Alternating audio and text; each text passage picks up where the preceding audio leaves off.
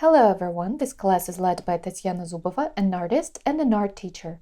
And today we're going to learn how to paint various trees with one fan brush. There are a lot of types of fan brushes. They may differ as to the material they're made of, their size, as well as their shape. Also, fan brushes may be stiff, like this. Some of them are softer, and some are super soft. They will serve different purposes, and today we'll use stiff hair bristle brushes like this one, which are made from hog hair.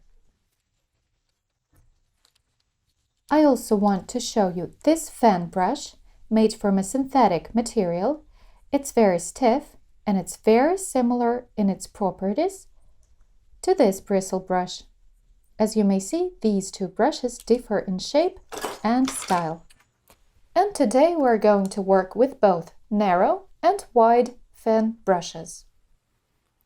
I have the following paints here: titanium white, cadmium yellow lemon, cadmium yellow dark, phthalo green, and phthalo blue.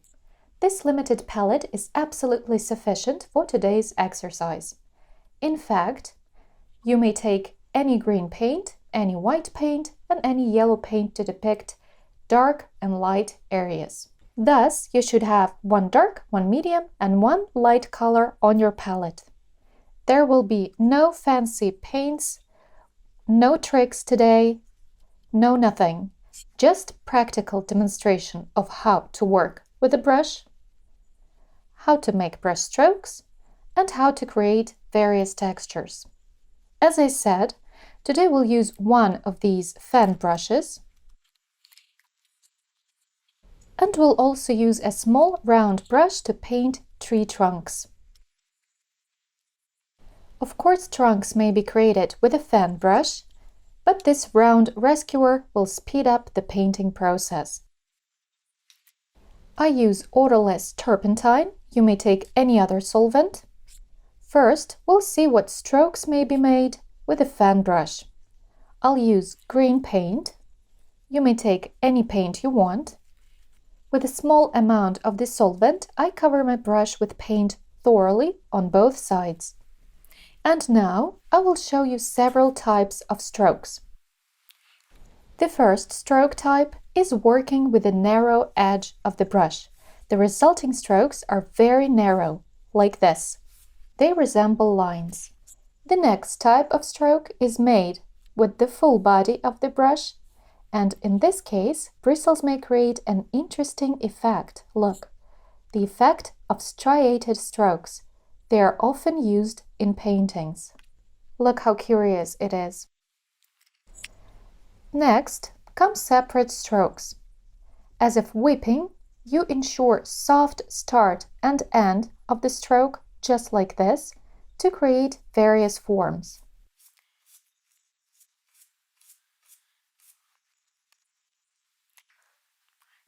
The next type of stroke is when we work not in this direction, but backwards. Look how the strokes differ from the previous ones if we go in the opposite direction when applying the strokes. Now, if we use the angle side of the brush and apply a stroke to the canvas, like this, we will get a triangle. Look at this angle here, this edge. We touch the canvas slightly and get a triangle. Triangles will differ in size and shape depending on the strength of the brush application. With this type of stroke, we may paint treetops. Look, if I apply the stroke like this, I'll get many triangles which form one whole of a treetop. Such triangle strokes result in a group of leaves on the picture. And wider strokes will create another texture. Now let's use the above types of strokes to paint several trees. I add brown paint to my palette for tree trunks. I use Feodosian brown, but you may use any brown paint.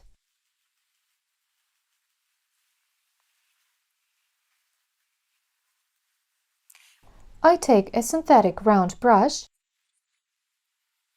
First, I apply the stroke firmly and then, with a diminishing strength of application, turn the line to the left. As you see, the line gradually becomes striated and the canvas beneath starts coming through. This is absolutely normal. It signals to you that the solvent and the paint on the brush have been exhausted. So we add some solvent and reapply the paint to the line on the canvas and draw additional tree branches to create a typical shape of a tree trunk. Now we'll paint a very simple tree. I mix phthalo green and phthalo blue to create a darker tint. I apply much paint to both sides of the brush. The paint is medium wet and medium thick. Now I'm going to apply this last type of stroke.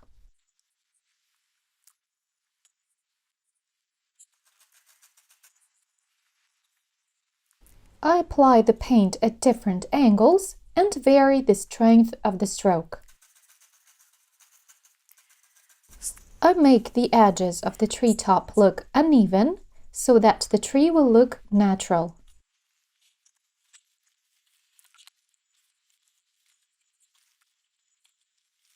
The distinct outline of the tree top should be avoided because the tree won't look natural this way.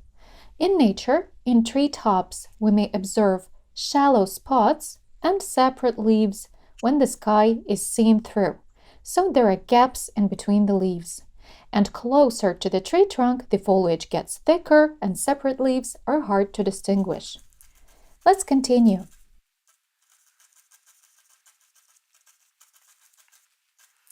Again, please make the foliage look thicker in the center and looser towards the edges of the tree top.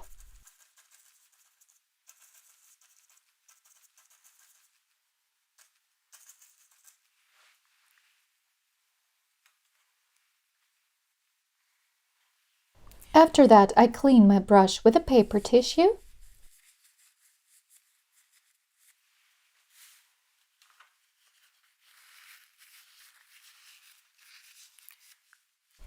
The base for the tree has been painted and now I'll apply lighter colors. I mix the following paints.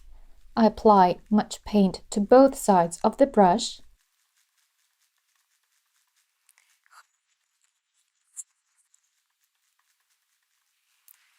And again, apply the last type of the stroke for painting. But please note that I'll apply lighter colors only to the top edges of the tree. This will render the way the sunlight colors the foliage of the tree top. Some parts are in the light and some in the shadow. So I start working from the tree top, tapping lightly downwards, just like this.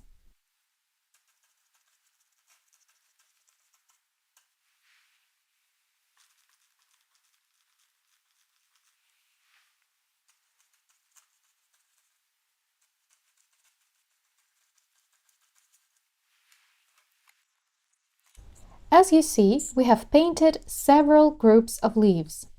1, 2, 3, 4, and 5, the last one.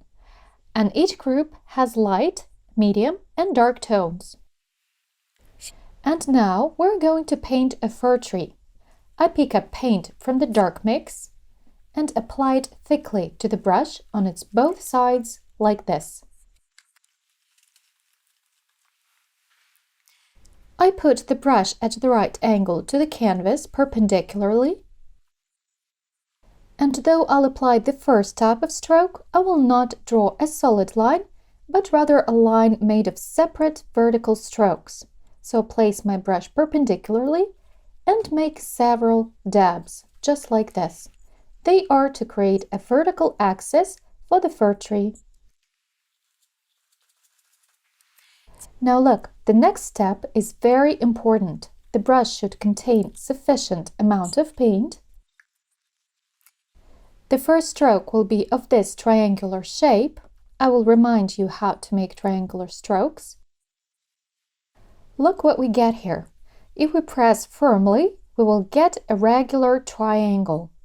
And if we press lightly, then we will get part of the triangle resembling a paw print. Look, we have it here and here. And here again, I apply a slight stroke, which result in the shade of blood or a paw print. Now I will put my brush in such a way that the top of the fir trunk is left intact and make a gentle stroke to create the first paw print. You may see that the triangle is small and incomplete since I didn't press firmly. And now I work downwards and apply a similar stroke to the right of the trunk. Thus we get a new branch pointing in the opposite direction and located at a different height. One is higher, another one is lower. Now I apply some additional pressure, make this stroke and this one. As to lower branches, we should paint regular triangles for them. So I apply more pressure like this and draw a complete triangle. You see? Then I repeat the step and paint a triangle to the other side of the trunk and again to the left.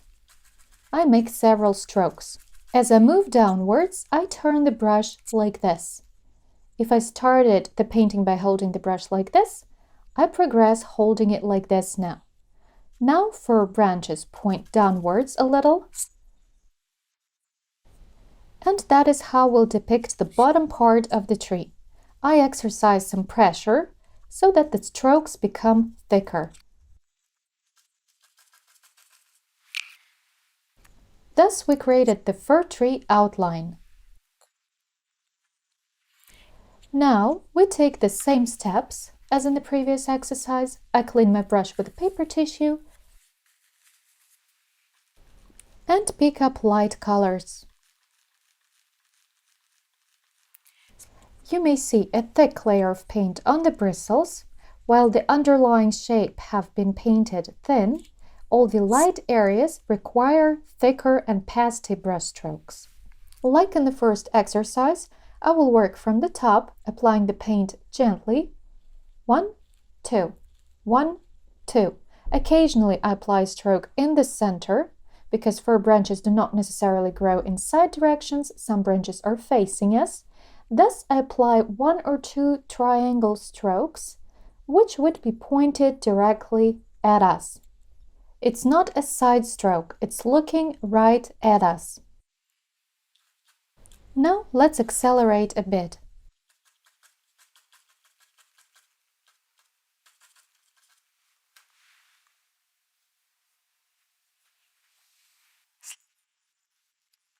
Our next tree would be Acacia neolotica. Look at it. It has a short main trunk. Side trunks form very sharp angles to the main trunk, while leaves form an unusual elongated shape of this kind. We'll start with the trunk. I use some solvent to achieve the required consistency of the paint. It should be as thin as yogurt. Initially, I paint the main trunk with a firm stroke like this,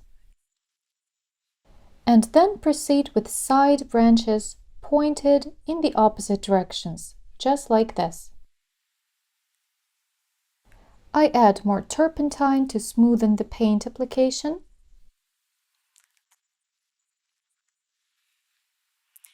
Here at the junction would be the start of smaller branches of the tree.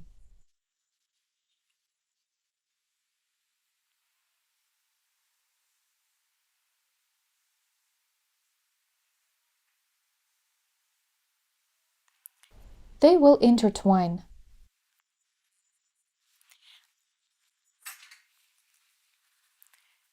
I take a small brush. What is of interest? Horizontal large branches will further grow into vertical smaller ones, the latter pointing upwards.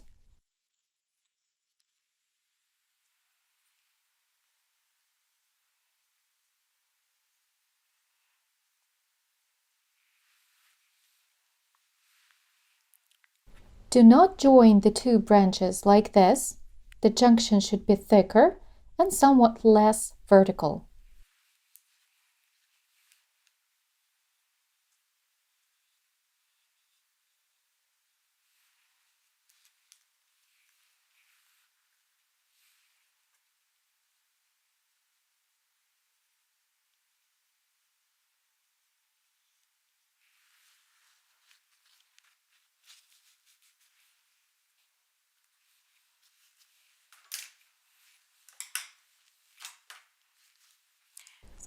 I go back to the dark bluish green mix and proceed with the painting. Look, we have already applied this large range of brush strokes, and now we're going to use this type of strokes, but the paint will be applied not with the side of the brush, but with its edge, just like this. Watch me pressing the brush harder. The resulting stroke is a broad one, and if I press lightly, the resulting stroke is nearly a narrow horizontal line.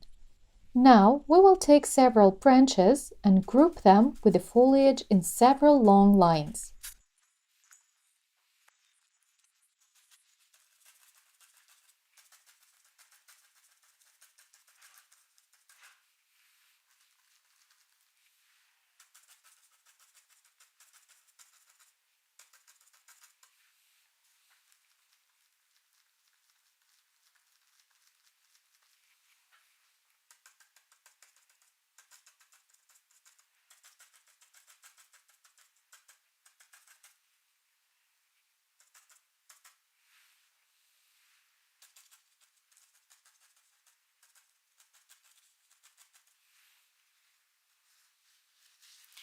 After that, I clean my brush with a paper tissue again. This takes away dark paint.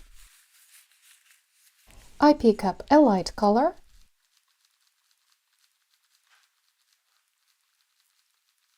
which should be thicker than the previous mix, and again I would apply paint on top.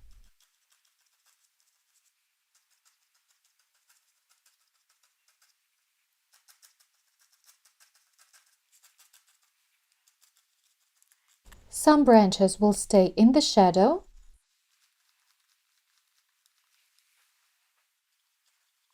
The brush strokes should be very gentle.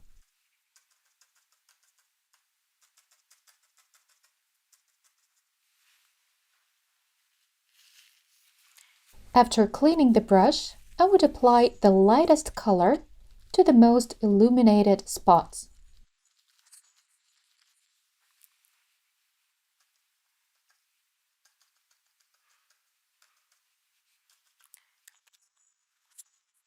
We'll assume that the light comes from the left. Now it's time to paint a weeping willow. Look at how its branches are formed. They come down in clusters. I pick up relatively thin brown paint to lay down the trunk.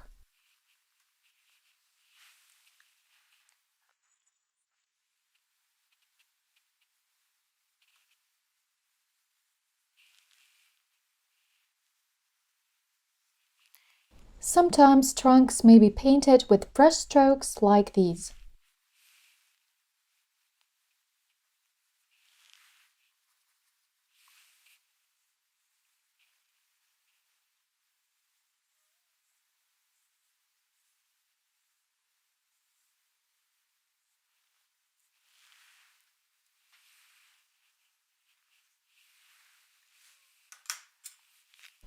Note that after using white paint, you should clean the brush thoroughly with a paper tissue.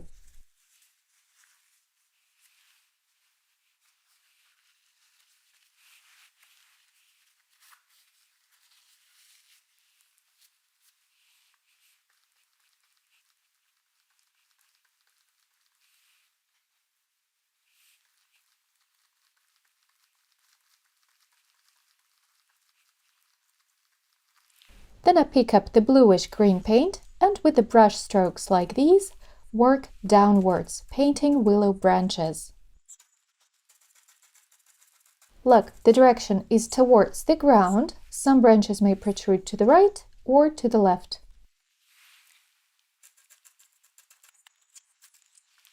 Try to select several branches which would hold these clusters of darkness.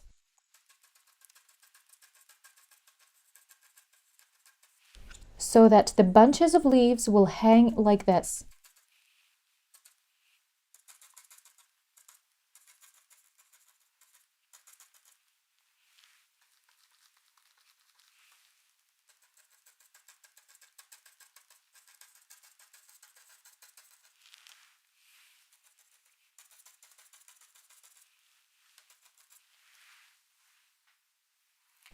After that, I clean the brush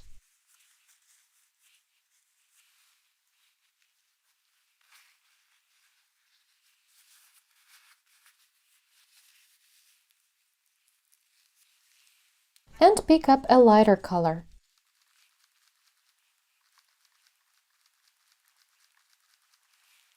And again, I put lighter spots on top.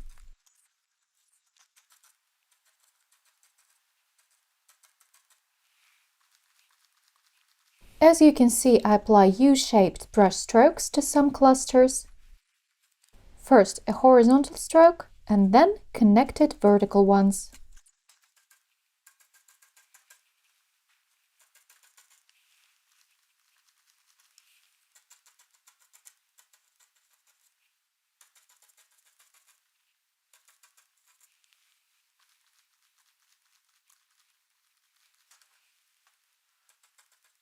You may add some illuminated spots.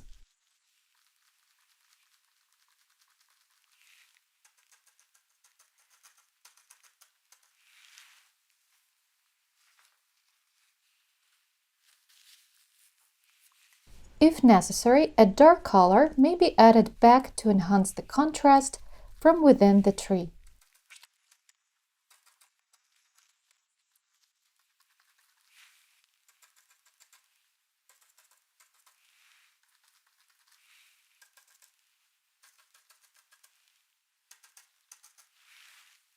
Now let's draw a palm tree. I pick up some brown paint to lay down the trunk with brush strokes like this.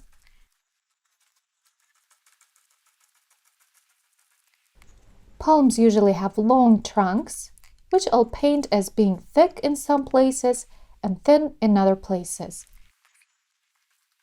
After that, with a dark green paint mix, you may draw radical leaves. Such rays will stem from the center, here and there. Now we'll apply brushstroke types 2 and 3 to draw leaves from the stems. I cover the brush with paint and make short strokes like these.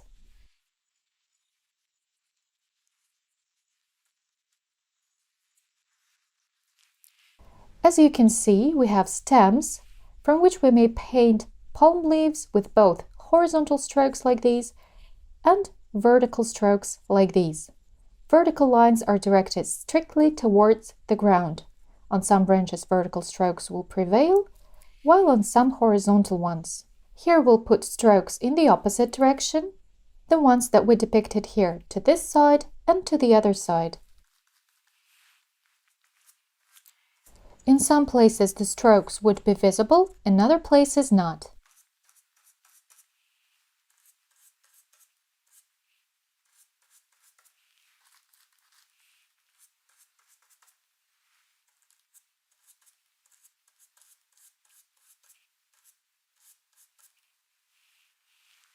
Now I take a light color. My brush stroke is more gentle.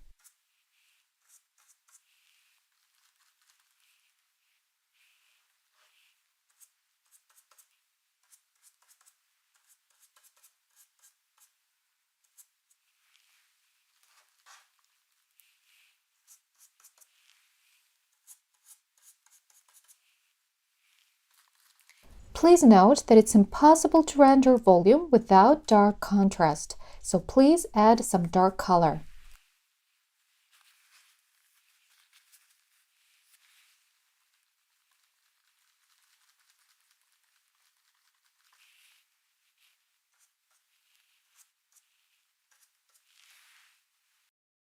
If you want to study trees painting in more detail, you should definitely join our course, Landscape Elements Trees.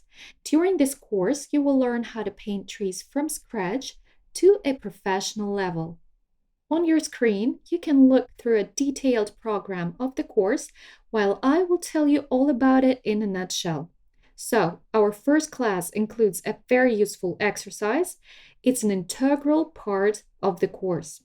I'll teach you to distinguish the general shape of a tree, its tone, and color. This extremely important exercise will help you to paint various trees and make them truly different and natural. You can see a large number of elements, foliage, a tree crown, branches. Such numerous details can be confusing for a beginning artist. That's why I'll teach you how to apply easy, useful, and clear techniques so that you could learn how to distinguish the general shape of a tree and make it diverse. I also prepared a reference set that'll be of help when you will get down to your individual works and consolidate your knowledge. Another important topic is tree trunks. I'll teach you how to paint picturesque and beautiful tree trunks, how to apply interesting color combinations. I'll show you in detail what colors we opt for in the light and in the shade, in midtones and in reflexes. Covering this crucial topic will make your paintings look professionally done. On top of that, you'll learn a fast technique of branches painting. You can see how many details there are, and all of them can be created with only a few strokes. That's why it's important to know the technique of work itself. Besides, we'll cover the foreground and the background. I'll tell you how to avoid making your painting overloaded with details and how to make it truly natural and beautiful. Here is a reference picture we used as an example for this work, and you can look through all of them in your spare time. The next topic is snow. I'll tell you how to depict a beautiful snow, what shades can be applied in the light and in the shadow, in midtones, how to work with such a magnificent snowy atmosphere. The next topic is a classic tree that we all imagine when we hear a word tree. During this class, I'll show you some simple schemes in pencil. I'll teach you to distinguish the shapes of foliage and tree trunks and how to avoid common mistakes.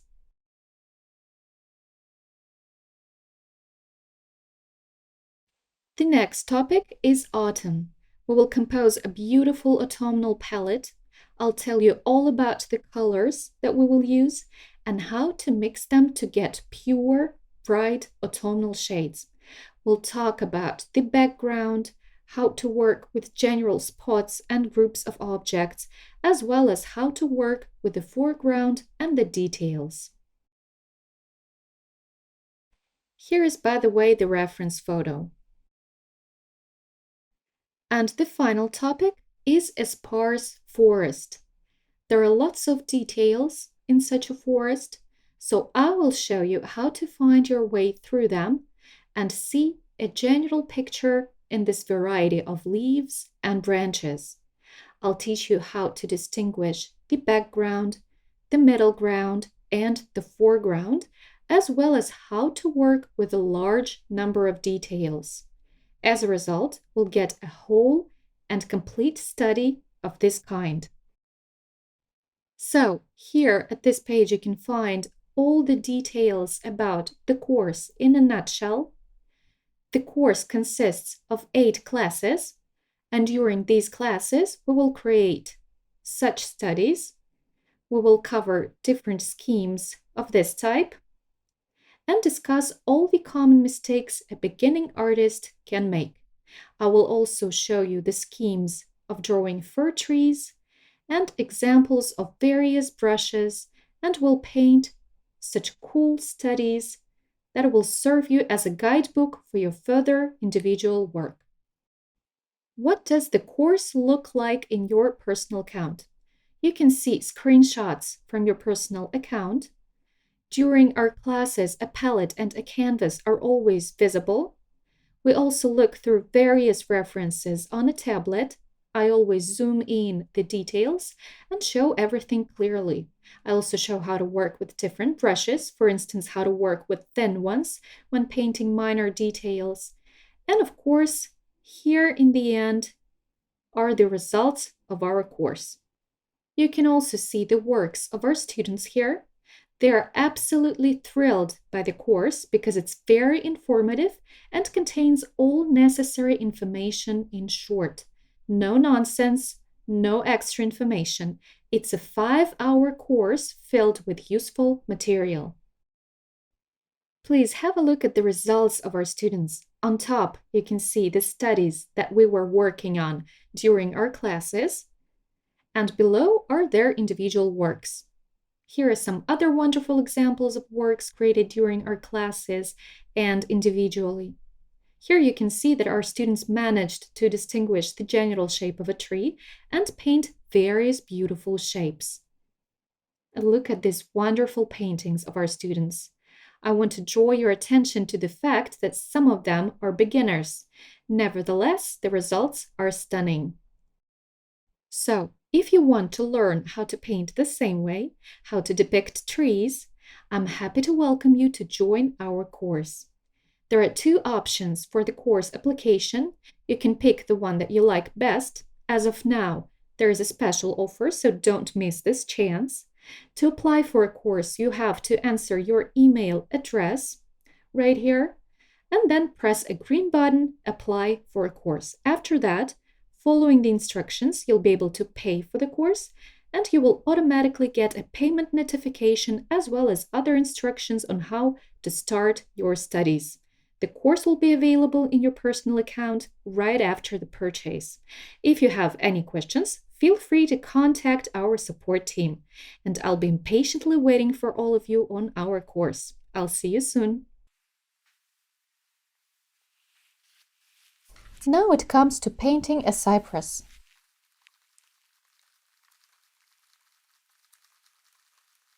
I pick up a dark color and outline the tree like this.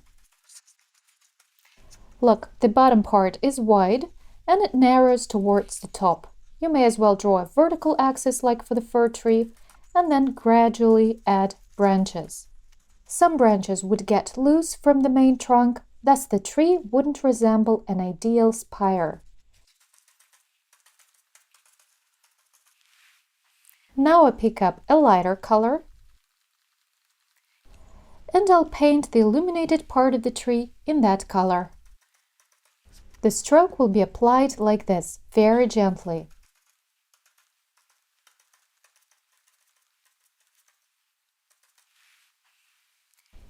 And now I proceed to the most illuminated spots.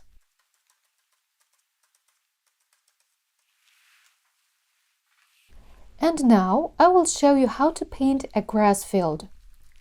I pick up a dark color. I apply the paint thickly to the brush, and now I'll use this type of brush strokes. Though I press hard, I still have some places where the canvas is visible and some places where the paint is so dense that it makes a whole shape and you can't see through. When we are done with the dark color, I proceed with the light areas. Note that the paint is thick and pasty. Look how thick it is. And I apply it gently. Initially, we press the brush hard using a smaller amount of paint, and then we apply paint in a bigger amount but press the brush gently. I put these light colors on top. In some places I exercise pressure, and in some places I apply the paint gently. After each step, the brush should be cleaned with a tissue.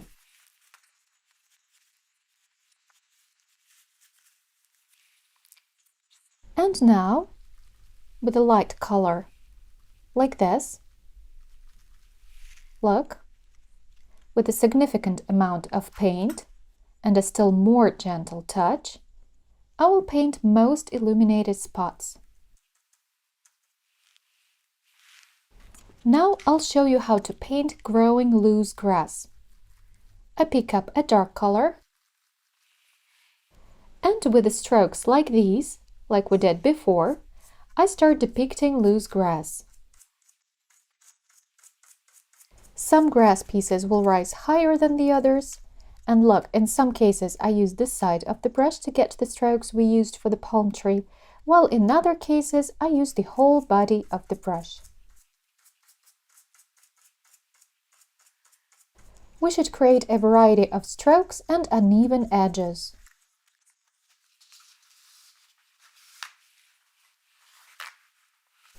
I clean the brush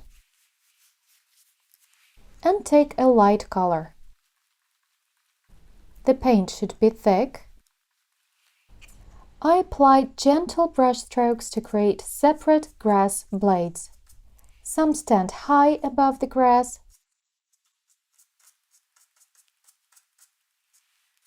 and some are quite low.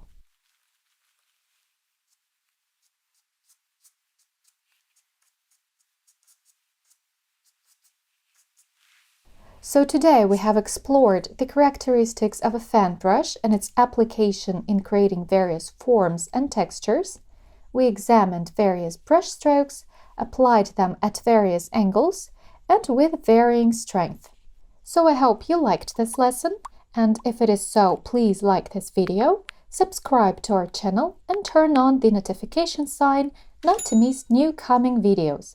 And if you liked this video and want us to continue with this topic, please leave your comments whether you want me to continue this topic and to tell you more about other types of brushes, or you want to get more painting examples of the kind we had today, just like these ones. Waiting for your responses. Have a nice day!